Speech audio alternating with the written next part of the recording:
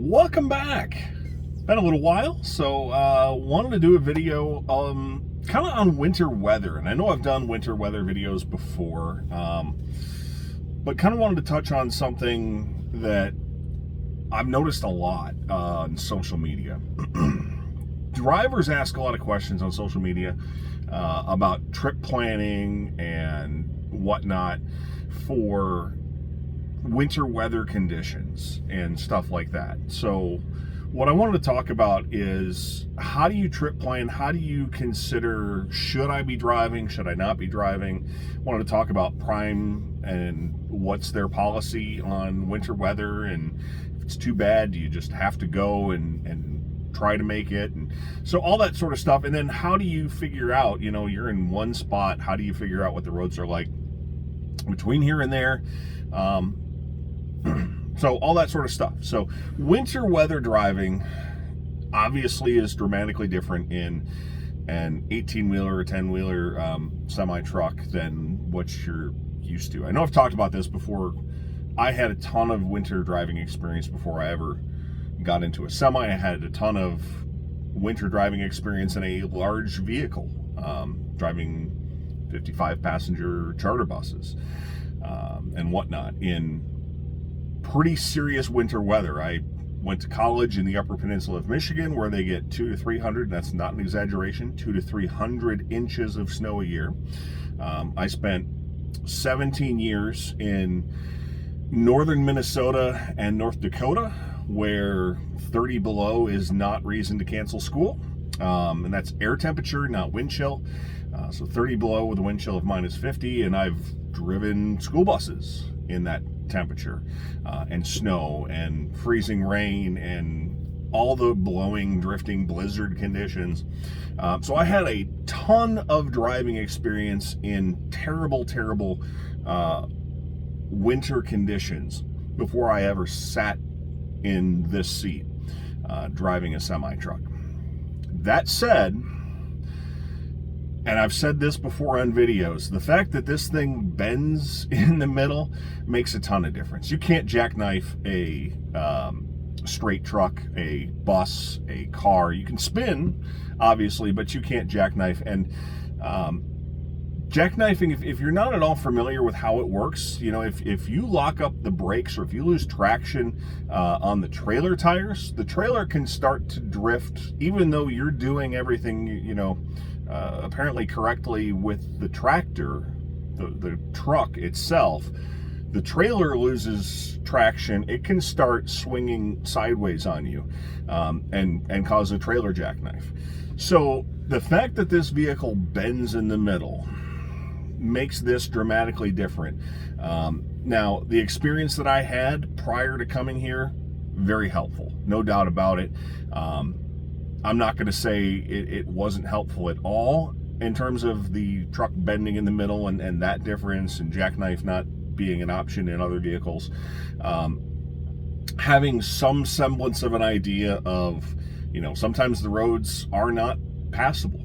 If you grow up in Florida, Southern California, some of these places that never see snow, and then you come and this is your first ever experience, it's a dramatically different situation than what I grew up in. I grew up outside of Chicago, then I moved to Michigan, Minnesota, North Dakota, back to Michigan, and now live, Indiana, Ohio area. So I've experienced winter my entire life. So if you grew up in the Midwest, if you grew up in the Great Plains, if you grew up in the Northeast, and have some semblance of winter driving experience, it's going to be helpful. It's not going to get you prepared for the trailer, the bending in the middle, that sort of thing. But you certainly do have that advantage over somebody who has never seen snow in their entire life before they hop into a semi. So that's the first thing I wanted to mention. And one of the reasons that that's important is, if you've grown up in an area that has snow, you know that sometimes before you go and it's bad weather out, you need to make sure, well, what's the weather like between here and there? So you have a general idea that you need to check, the Weather Channel. You need to check an app on your phone. You need to be able to check road conditions, and that's what this is all about. The reason that I'm doing this video is I've noticed a lot of questions here this particular winter on social media. Social media, there are trucker groups out there. There are trucker groups for Prime. There are trucker groups for just trucking in general on Facebook, on Instagram, on Reddit, on all sorts of different social media platforms. And a lot of times you'll see somebody saying, hey, I've got a load going from California to North Dakota, just as an example. What's it like in North Dakota? To me, I'm going to kind of contradict myself here, because my opinion is you should utilize all of the tools that are available to you to get the information that you need. Where I'm contradicting myself is there is so much information. This is 2022. Recording this video in mid-January 2022.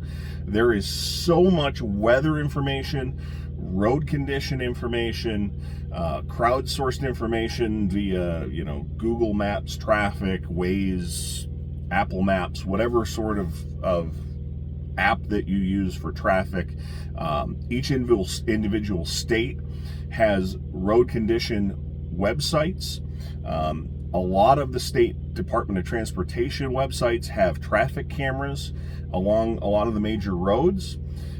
There's so much information out there that you shouldn't need to ask on social media. Now, that's where I'm being a little contradictory, where I say you need to use all of the tools available to you. And then I'm saying, but this tool over here, you don't necessarily need to utilize. So I do get asking that question, but that question is not as time. You're never guaranteed to get an answer.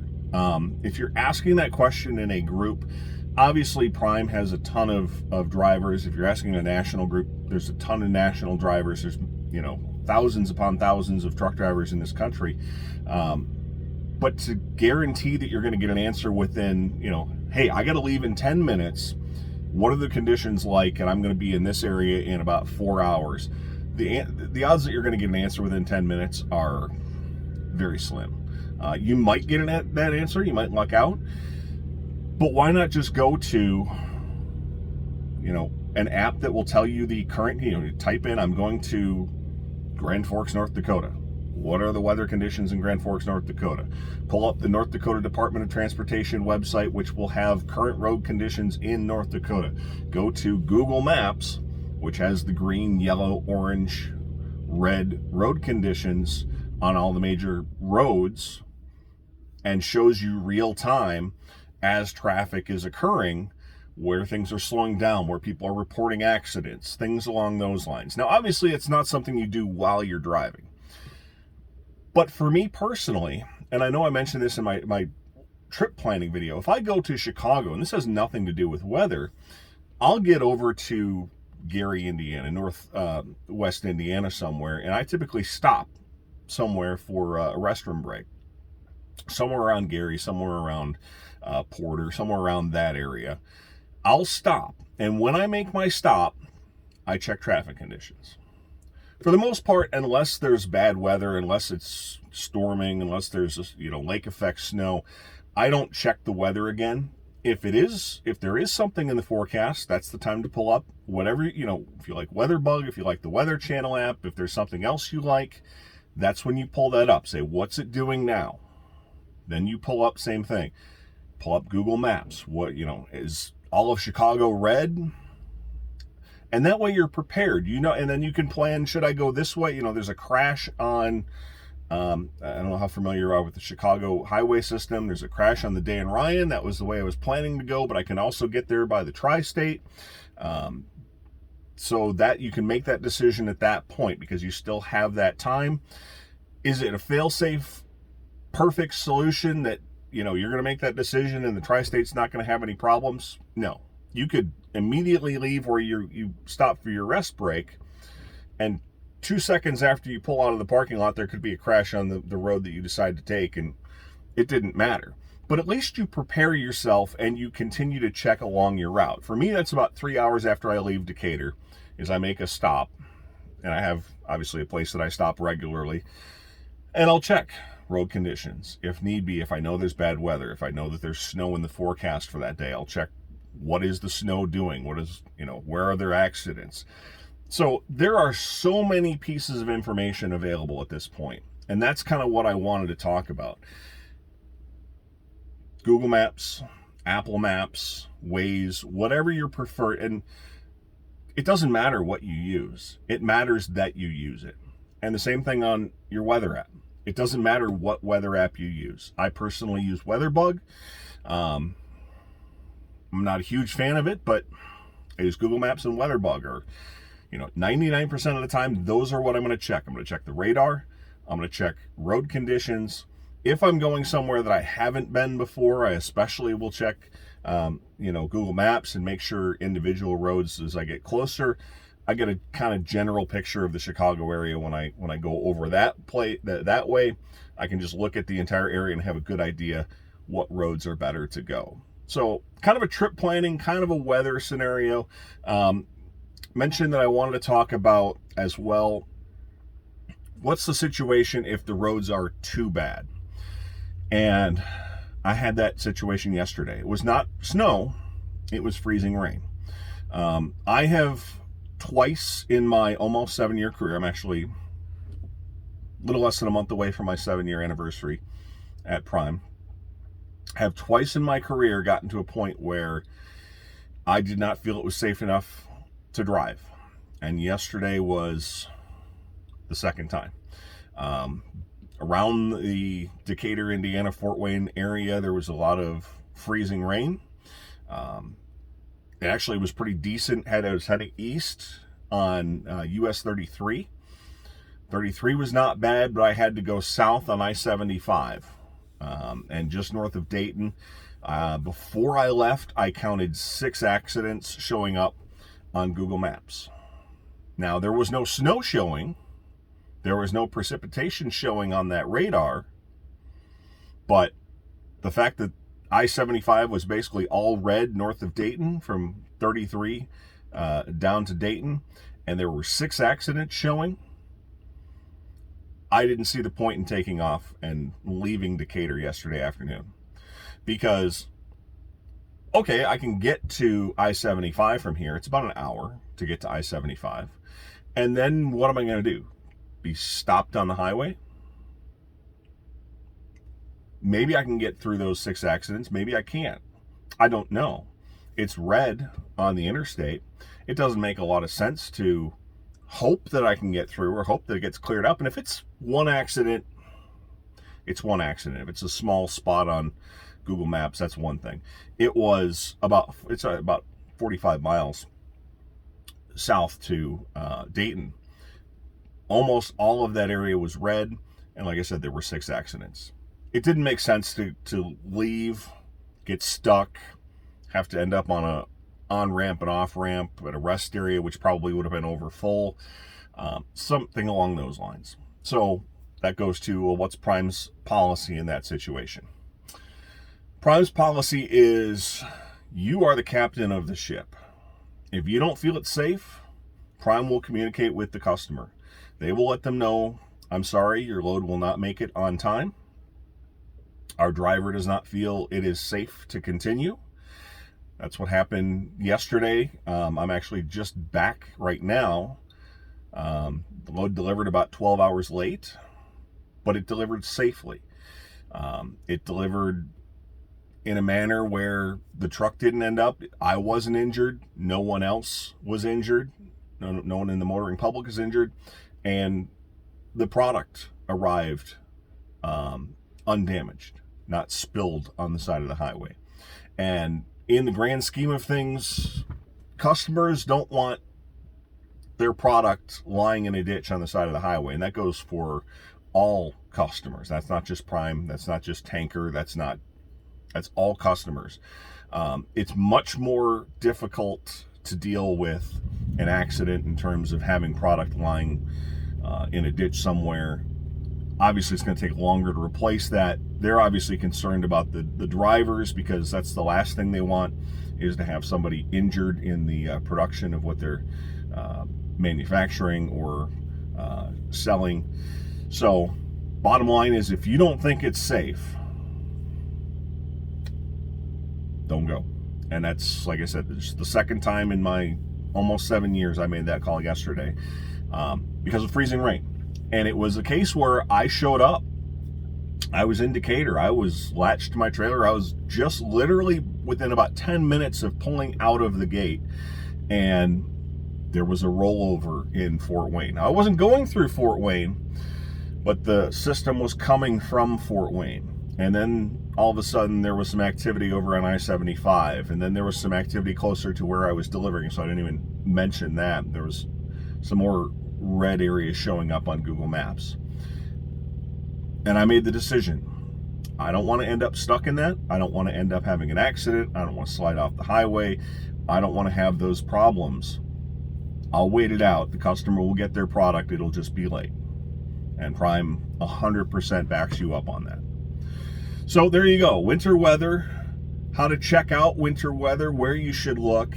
Like I said, I don't want to say don't ask the question on social media. My issue with asking the question on social media is more the timely aspect of it. You can ask the question on social media, and a half an hour later, you're sitting there waiting for somebody to give you an answer when you could have had that answer 30 seconds after you wondered, should I be doing this or shouldn't I? Like I said, I was within 10 minutes of pulling out of the gate yesterday here at our terminal.